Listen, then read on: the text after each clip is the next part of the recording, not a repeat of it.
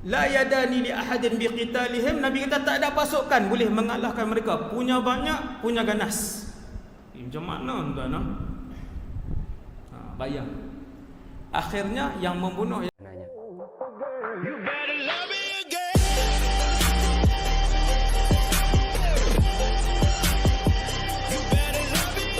Assalamualaikum warahmatullahi wabarakatuh. Alhamdulillah pada kesempatan kali ini channel ini sudah bertambah 1000 subscriber ya teman-teman. Jadi sesuai dengan janji saya ketika channel ini bertambah 1000 subscriber, saya akan kirimkan Fatihah kepada semua almarhumin almarhumat yang telah mensubscribe channel ini. Maka dari itu semoga semua keluarga yang sudah meninggal dari yang mensubscribe channel ini dimasukkan ke surganya Allah Subhanahu wa taala dan bisa berkumpul dengan para sahabat, para tabi'in, dan yang paling penting bisa berkumpul dengan Nabi Muhammad sallallahu alaihi wasallam ala hadhihi niyyah wa kullu niyatin shalihah wa bi syafaati Rasulullah sallallahu alaihi wasallam syai'unillahi lahumul Fatihah. A'udzu billahi minasyaitonir rajim. Bismillahirrahmanirrahim. Alhamdulillahi rabbil alamin arrahmanir rahim maliki yaumiddin. Iyyaka na'budu wa iyyaka nasta'in. Ihdinas siratal mustaqim. Siratal ladzina an'amta 'alaihim ghairil maghdubi 'alaihim waladdallin. Itulah tadi ya kiriman Fatihah kepada semua almarhumin almarhumat yang sudah mensubscribe channel ini, ataupun yang suka nge-share, ataupun yang sering mengikuti program ngaji bareng, ataupun yang sering nonton video-video di channel ini. Semoga semuanya diterima oleh Allah Subhanahu wa taala. Amin amin ya rabbal alamin. Dan untuk program ngaji bareng pada saat ini akan diisi oleh Ustadz Wadi Anwar. Seperti apakah video ataupun pidato yang akan disampaikan oleh Ustadz Wadi Anwar? Di sini videonya sudah saya siapkan. Tinggal kita mempersiapkan diri dengan cara buka mata, buka telinga, dan buka hati. Bismillahirrahmanirrahim. Don't go anywhere, stay here and check it out. Allah sekalian, isteri Rasulullah yang meriwayatkan hadis besar ini namanya Zainab. Zainab, oh ya. Ada Zainab, anak Nabi pun ada yang bernama Zainab, isteri Nabi pun ada 2 orang yang bernama Zainab. Ini Zainab binti Jahash. Zainab binti Kenal Jahash. satu nama. Berapa ilmu dah tuan? Dah banyak ni, alhamdulillah. Alhamdulillah. Tiap-tiap kali tuan-tuan dengar maklumat baru, sebut alhamdulillah. Dalam hati pun tak apa, di mulut pun tak apa. Sebab Allah Ta'ala janji la in syakartum la azidannakum.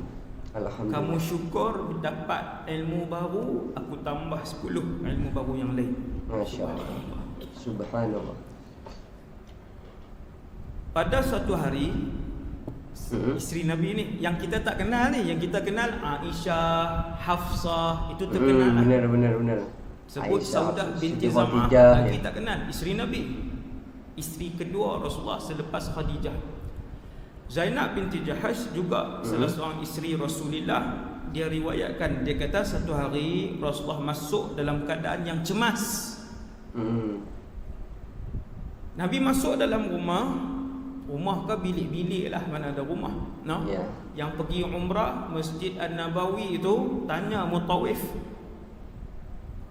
ini pagi-pagi kalut cari roti, kalut nak minum teh Arab, nak pergi cari kebab. Tanya mutawif, dulu rumah isteri Rasulullah di mana? Keluar pintu Baqi' tu, di sebelah situ.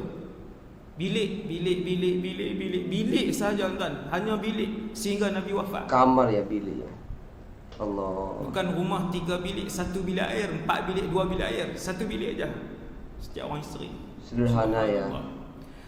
Bila baca hadis ni, Nabi masuk ke dalam rumah Zainab, maksudnya bilik Zainab.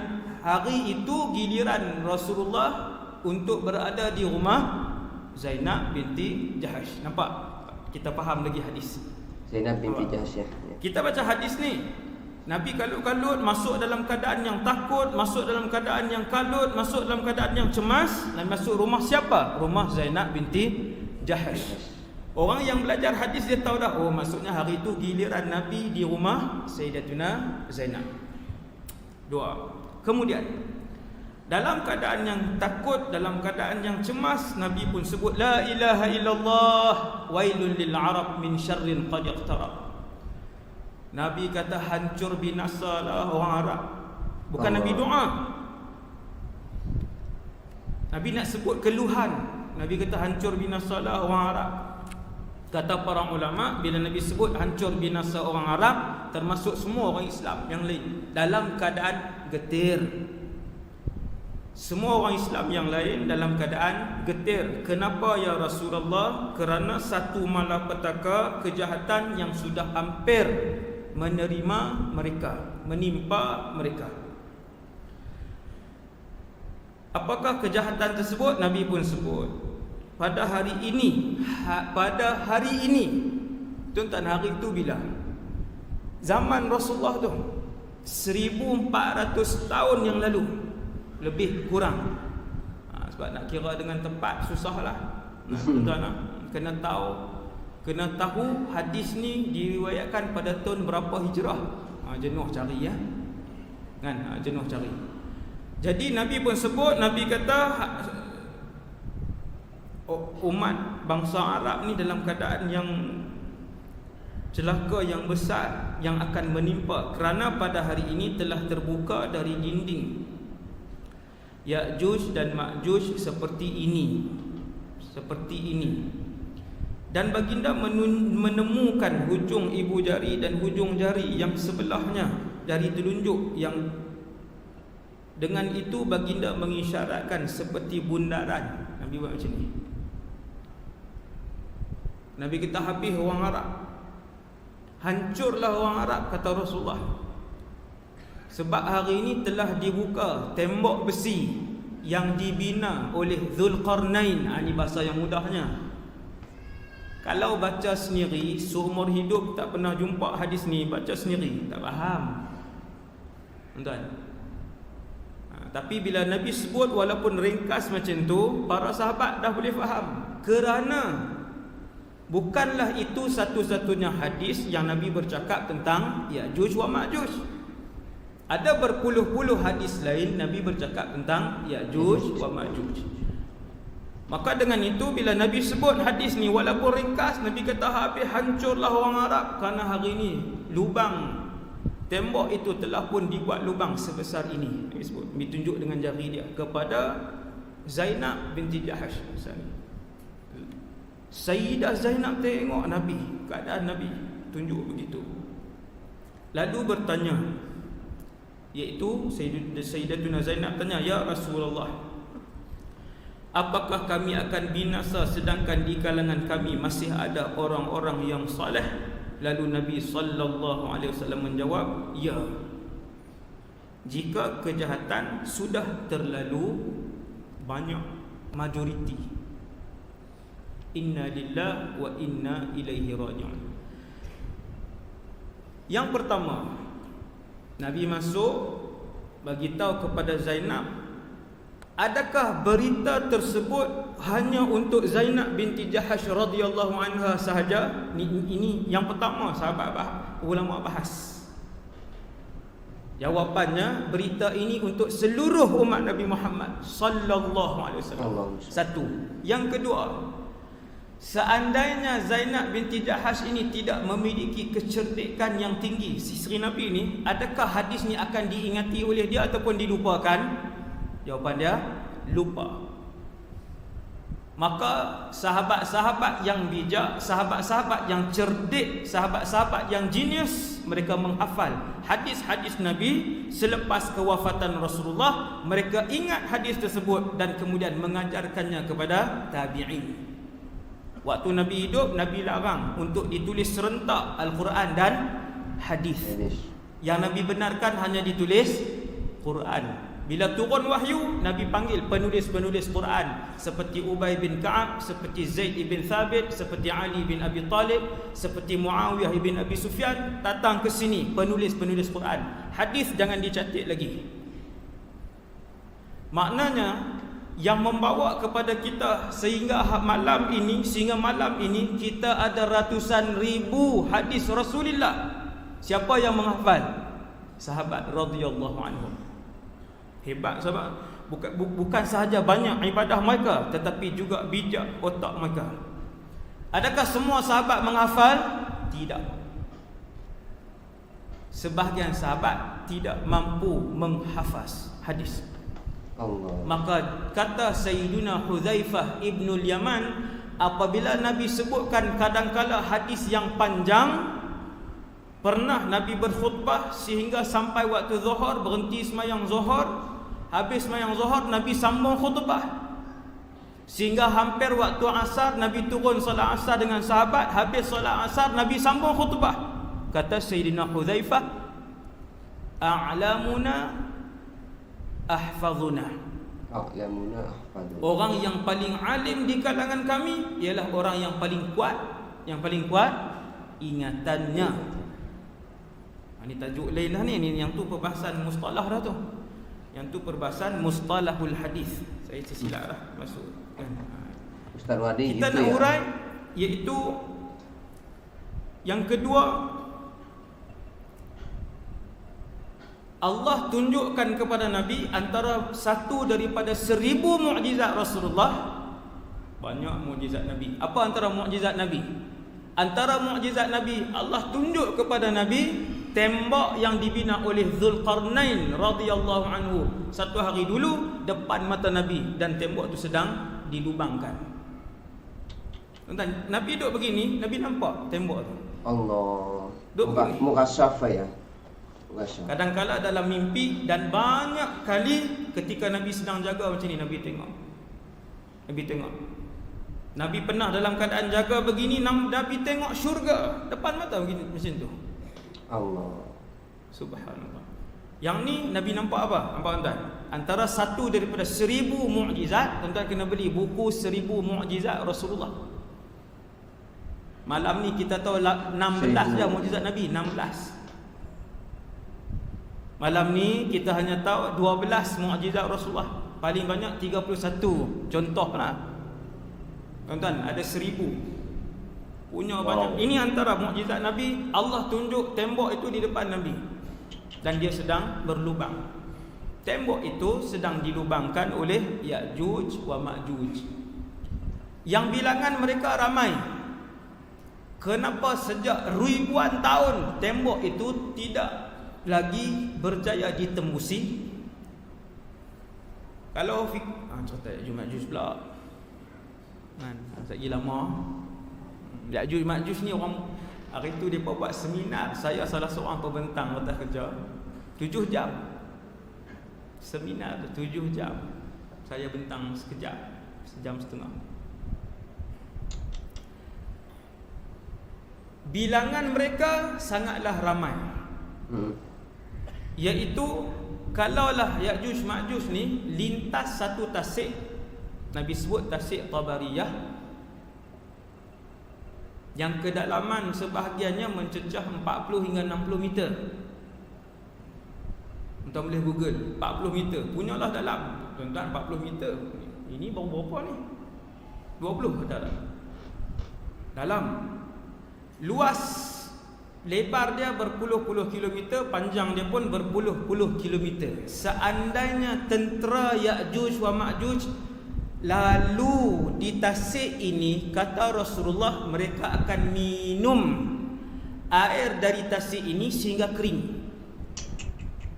1 juta lah. Lebih. Tuan-tuan, minum sampai kering. Tu tasik, tuan-tuan tengoklah tasik-tasik mana pun dalam Malaysia ni, orang minum berapa puluh-puluh tahun tak kering-kering pun. Maksudnya bilangan dia terlampau ramai. Dengan bilangan yang begitu ramai, takkanlah 1000 tahun dia orang duk korek tembok ini, takkan tak dapat tembus lagi? Jawapan dia, sudah pun tembus. Setiap hari bilangan yang begitu ramai ni, berapa bilion wallahu alam ni, yang duk korek tembok yang dibuat oleh Zulkarnain, campuran daripada besi dan tembaga yang dicairkan setiap hari sampai ke hujung sana. Dan ketua dia akan ajak balik, ini hadis. Ketua dia akan ajak balik, jom esok kita akan pecahkan. Bila datang esok, tembok itu akan disempurnakan kembali oleh Allah Azza wa Jalla. Elok balik. Yang korek sepanjang hari semalam, semuanya telah pun ditampal oleh Allah Subhanahu wa ta'ala. Masya-Allah. Tembok itu wujud bukan di langit ketiga, bukan di bawah dasar bumi, di atas muka bumi inilah, tetapi tak ada siapa pun yang tahu di mana. Allah ghaibkan tembok itu, Allah ghaibkan, wallahu a'lam. Sehinggalah satu hari nanti, kata Rasulullah, apabila mereka korek sampailah ke hujung, mereka pun dah nampak yang di sebelah sana bumi juga, tuan-tuan. Di sebelah sini pun bumi, yang di sebelah sana pun bumi juga. Maka kata ketua mereka, esok kita kembali dan esok insya-Allah kita pecahkan. Dia sebut insya-Allah, baru nak reti sebut insya-Allah. Esok kita kembali dan esok insya-Allah kita hancurkan. Waktu itulah waktu jadi itu, ketika itulah seluruh Ya'juj Ma'juj yang ramai itu akan keluar dan kembali melakukan kerosakan di atas muka bumi Allah. Banyaknya bilangan mereka ini sehingga Allah ketika itu akan mewahyukan kepada Nabi Isa. Tuan-tuan, Dajjal waktu tu mati dah. Ni cerita dah hujung, ending dah ni. Ni hak saya cerita ni ending dah. Cerita daripada Dajjal. Dajjal saja 2 jam. 2 jam Dajjal saja, tajuk Dajjal saja. Ni ending dah. Nabi Isa, Imam Mahdi dah keluar, perang terbesar dunia yang dipimpin oleh Imam Mahdi pun dah habis, umat Islam pun dah menang. Putrajaya apa nama ni? Pusat pemerintahan Islam ketika itu di Palestin, Baitul Maqdis. Ni habis dah ni cerita ni. Madinah ketika itu Masjid Nabawi kesunyian. Nabi Isa pun dah turun, Dajjal pun dah dibunuh. Baru keluar Ya'juj Ma'juj. Lama lagi dia punya perjalanan dia tu, kronologi dia begitu. Baru keluar Ya'juj wa Ma'juj. Ni hadis yang Nabi sebut ni, yang dirisaukan oleh Rasulullah sallallahu alaihi wasallam. Maksudnya kaum ini, bangsa manusia yang nama Ya'juj wa Ma'juj ini, satu bangsa yang ganas. Sekuat-kuat Nabi Isa, sehebat-hebat Isa alaihi salam, Allah Ta'ala wahyukan, wahai Isa, harriz ibadi ila tur, bawa semua hamba-hambaku naik ke bukit Tur. Sekarang telah dilepaskan sekumpulan hambaku. Allah sebut hamba, siapa dia? Ya'juj wa Ma'juj. Sekarang telah dilepaskan dan tidak ada satu kabilah pun yang boleh menandingi dan mengalahkan mereka, termasuk kalian. Kalian tu siapa, tuan-tuan? Tentera Nabi Isa. Tentera Nabi Isa yang kuat tu, yang terpilih tu, tak boleh lawan. Tak boleh lawan. Tuan-tuan bayang orang Islam akhir zaman nanti, bukan 2018 benda ni belum berlaku. Ni yang saya sebut ni belum berlaku. Satu hari seorang daripada keturunan Rasulullah akan keluar, namanya Muhammad ibn Abdullah. Dia akan memimpin umat Islam. Berlawan dengan siapa? Dia akan memimpin umat Islam. Tentera-tentera pasukan Islam yang dipilih oleh Allah berlawan dengan gabungan seluruh orang-orang kafir di atas muka bumi Allah ini. Siapa menang? Imam Mahdi menang. Kemudian baru Dajjal keluar. Ketika Dajjal keluar bawa dengan pasukan tentera Dajjal, maka ketika itu Imam Mahdi tak boleh nak lawan dengan Dajjal, tak boleh nak kuat. Waktu tu baru turun bantuan Isa ibn Maryam alaihi salam. Baru turun Nabi Isa. Turun Nabi Isa, kalahkan tentera Dajjal. Maksudnya kuat lagi tentera yang Nabi Isa pimpin, termasuklah Imam Mahdi di bawah pimpinannya. Tiba-tiba keluar Ya'juj wa Ma'juj. Allah Ta'ala kata, wahai Isa, bawa semua naik, selamatkan diri. Yang ni tak ada siapa boleh lawan. Subhanallah. Macam mana tu, tuan-tuan? Tuan-tuan faham tak? Tentera Imam Mahdi boleh kalahkan gabungan seluruh orang kafir atas muka bumi Allah. Satu hari ni akan datang. Satu hari akan datang. Keluar tentera yang lebih kuat iaitu Dajjal, lebih kuat. Tentera Imam Mahdi tak boleh lawan.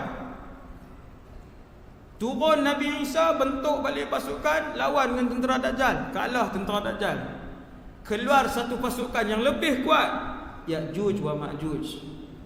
Macam mana punya ganas tuan-tuan, sehingga Allah tidak membenarkan Nabi Isa dan tentera-tenteranya bertempur dengan Ya'juj wa Ma'juj ini. Tak perlu, naik, lari.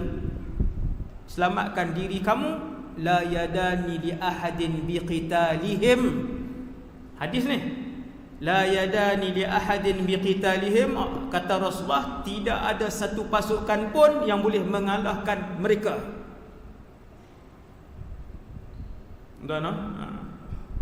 Bahasa mudahnya, soalan mudah, soalan kuis, siapakah tentera terkuat dunia? Lebih kuat daripada tentera Imam Mahdi, lebih kuat daripada tentera Nabi Isa. Ya'juj wa Ma'juj. Allah. La yadani li ahadin biqitalihim. Nabi kata tak ada pasukan boleh mengalahkan mereka. Punya banyak, punya ganas. Macam mana tuan-tuan? Bayang. Akhirnya yang membunuh Ya'juj Ma'juj ini, Allah Ta'ala buat turun selemah-lemah makhluk, iaitulah ulat saja. La ilaha illallah. Ulat dia. Maka tentera yang paling kuat ulat lah pula. Akhirnya ketika mana Ya'juj wa Ma'juj ini telah pun memenuhi muka bumi Allah, Nabi Isa dan tentera-tentera Islam bermunajat kepada Allah, ya Allah turunkan kemenangan, ya Allah turunkan bantuan. Siapa nak turun ni? Mana tentera nak datang? Kata Rasulullah, Allah hanya hantarkan ulat saja. Kecil je ulat ni. Dia gigit di leher Ya'juj Ma'juj, mati kesemuanya Ya'juj wa Ma'juj. Allah. Subhanallah. Tengok kitaran kuasa yang Allah tunjukkan. Kuat. Dengan kuasa Allah, yang lemah aja Allah Ta'ala hantar. Yang paling kuat sekali ialah Allah Subhanahu wa ta'ala, yang maha berkuasa, maksudnya yang maha berkuasa Allah. Betul. Maka malapetaka inilah yang Nabi terkejut besar. Bila Nabi tengok, Nabi terkejut besar. Sebab sudah pun berlubang sebesar ini, kata Rasulullah sallallahu alaihi wasallam. Masya Allah, itulah ya, luar biasa sekali cerita tadi ya. Ini ibarat kata apa itu, di atas langit masih ada langit ya. Makanya kita ada kadang bahasa jangan sombong gitu kan. Ada istilah ada orang kaya lebih kaya lagi, yang pintar lebih pintar lagi, terus yang sehat lebih sehat lagi, dan lain sebagainya ya. Seperti itu tadi ya. Tentara Nabi Isa pun masih kalah dengan Ya'juj Ma'juj. Tentara Dajjal masih kalah ke Nabi Isa dan lain sebagainya. Itu sangat luar biasa sekali. Ternyata dari cerita ini ya, tentara yang mungkin sekarang yang kita anggap Amerika, Rusia adalah negara yang paling kuat tentaranya, ternyata nggak ada apa-apanya ya, setelah mendengar cerita Ustadz ini tadi ya. Dan Ya'juj Ma'juj pun yang kita anggap kuat karena Nabi Isa pun takluk ataupun nggak bisa menyaingi kekuatan Ya'juj Ma'juj, ternyata masih lemah juga karena adanya ulat-ulat yang kecil. Dah di sini siapa yang paling kuat kalau bukan Allah Subhanahu wa ta'ala. Masya Allah. Dan semoga kita semua yang sering mengaji bareng bersama saya doakan semoga kita semua itu ketika di akhir hayat kita mampu menjaga iman kita mampu menjaga agama kita, dan kita mampu mengucapkan kalimat la ilaha illallah Muhammadur Rasulullah sallallahu alaihi wasallam. Dengan begitu insya Allah kita masih mempunyai harapan untuk masuk surganya Allah Subhanahu wa ta'ala. Amin amin ya rabbal alamin. Oke, saya kira program ngaji bareng pada kesempatan kali ini saya cukupkan. Mohon maaf apabila ada kesalahan. Ihdinas siratal mustaqim. Assalamualaikum warahmatullahi taala wabarakatuh.